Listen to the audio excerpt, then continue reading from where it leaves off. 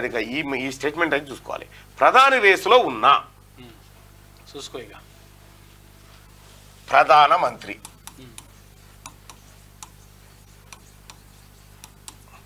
అసలు ప్రధానమంత్రి కావాలంటే ఏం కావాలి, ఏం అర్హతలు ఉండాలి?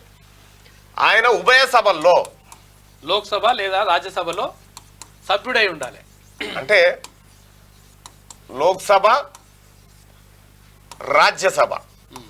రాజ్యసభను ఎగువ సభ అని కూడా అంటారు. ఏదో ఒకటి ఈ రెండిట్లలో సభ్యుడై ఉండాలి. సభ్యుడు అంటే లోక్సభకి ఎట్లా, ఇప్పుడు ఎంపీ ఎన్నికల్లో పోటీ చేసి గెలిచి సభ్యత్వం పొందాలి, ఎంపీ అయి ఉండాలి. రాజ్యసభ అంటే మొన్న జరిగినటువంటి నామినేటెడ్ ఉన్నాయి కదా, ఏది మొన్న ఉన్న ఒకటే రాజ్యసభ ఉంటే వద్దిరాజు రవిచంద్రకు రెన్యువల్ చేసిరు.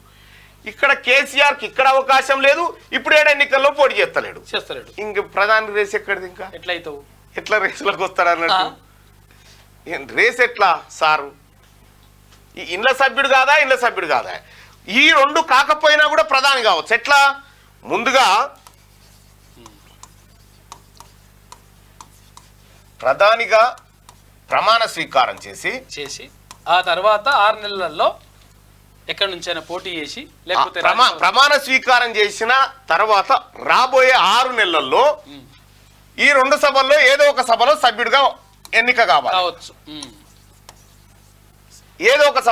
అది ఇప్పుడు ఈయన ముందుగాల ప్రధానమంత్రిని చేస్తాడు. ఒకవేళ ప్రధానమంత్రి పదవిని చేపట్టమని ఏది రాష్ట్రపతి పిలవాలి. రాష్ట్రపతి పిలవాలంటే ఈయన దగ్గర ఉండాల్సిన బలం ఉండాలి, లేకపోతే ఆమె విశ్వసించాలి. అప్పుడు రాష్ట్రపతి పిలుస్తుంది. కేసీఆర్ ను ఎవరన్నా ప్రమాణ స్వీకారం చేద్దురా అని పిలిచేటోడు ఉన్నాడు ఈ దేశంలో? ఒకటి కూడా లేదా నీకు?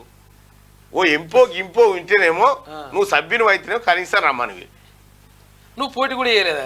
ఇప్పుడు ఎట్లా అంటుండంటే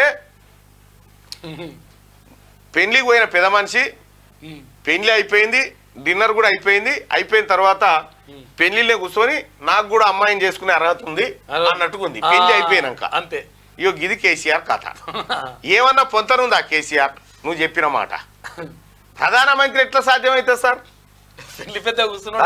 ప్రధానమంత్రి ఎట్లా సాధ్యమవుతుంది? నేను కూడా రేసులనే ఉన్నా అంటాడు. రేసులా కాదు, నువ్వు పిస్తలు ఉన్నావు, నీకు అర్థం అయితలేదు. ఇంకా నీకు అంత ఆగమాగం ఉంది, మెంటల్.